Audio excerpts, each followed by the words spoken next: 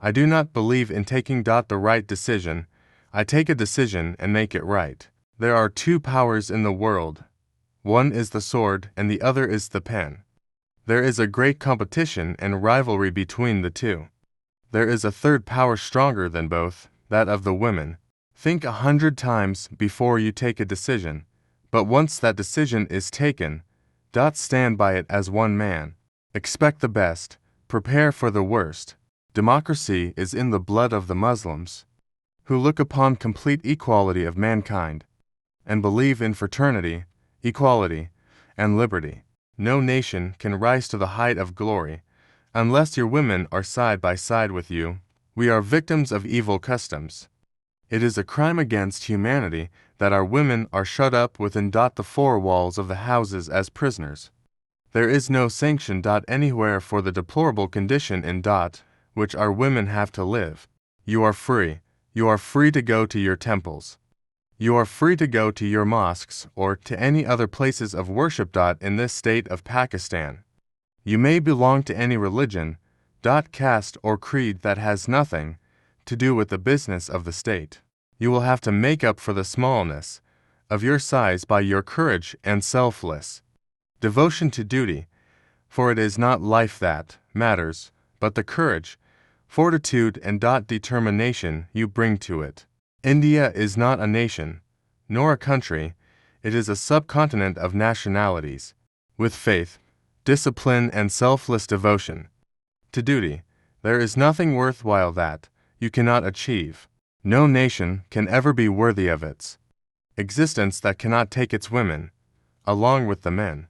No struggle can ever succeed without women participating side by side with men. There are two powers in the world. One is the sword and the other is the pen. There is a great competition and rivalry between the two. There is a third power stronger than both, that of the women. The great majority of us are Muslims. We follow the teachings of the Prophet Muhammad.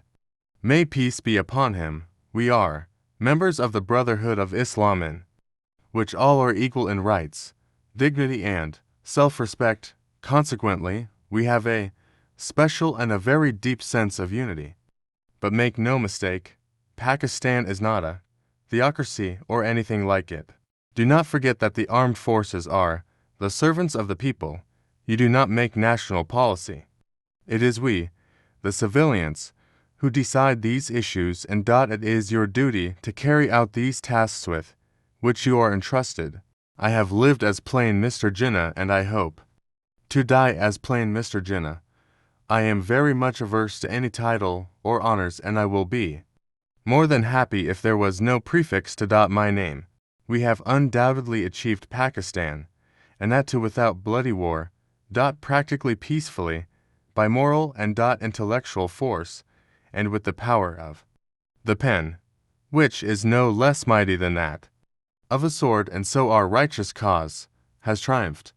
Are we now going to besmear and tarnish this greatest achievement for which there is no parallel in the history of the world? Pakistan is now a fait accompli, and it can never be undone. Besides, it was the only just, honorable, and practical solution of the most complex constitutional problem of this great subcontinent. Let us now plan to build and reconstruct and regenerate our great nation.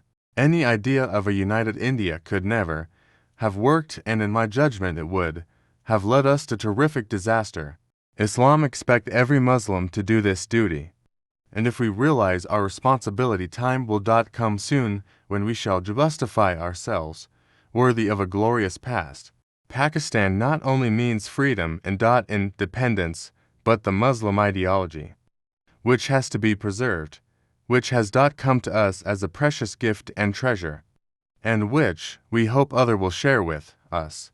I have nothing to do with this pseudo-religious approach that Gandhi is advocating. I sincerely hope that the relations between India and Pakistan will be friendly and cordial. We have a great deal to do and think that we can be of use to each other and to the world.